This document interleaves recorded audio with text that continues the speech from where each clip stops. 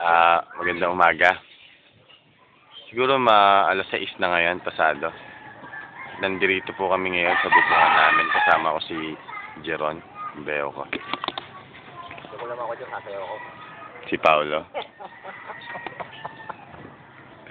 At yung pinsa ko sa Bayron. Bagong kayo ganda. Kung di nyo na po may tatanong, nasa bubungan tayo ngayon. Ma'am, bobo ka ba, ma'am? Kalsada ka, jeep. Makikita nyo po ngayon, mga kaibigan, yung street light na nakasabit yung kawad ng kuryente. Siya na ako kaya, di pa na. Eto po ang makikita nyo po ang puno. Kung gaano kaliit na lang ang tira. Ano ba yung puno? At yung mga bahay na lubog sa ba. Ayan po.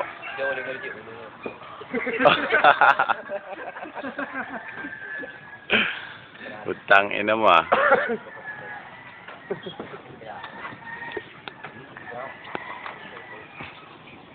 Ayan po si Paolo. Madalas niya po ginagawa sa Bicol yung pagbabato ng bato. Sa kasamaang palad, hindi niya na naulit sa Maynila. Ayan, katulad siya ngayon. Lubog po sa baha ang mga bahay dito sa Pandakan.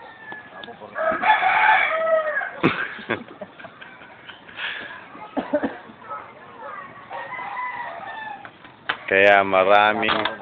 Ayan ang binabaw. Okay na po siguro yan. Ebidensya.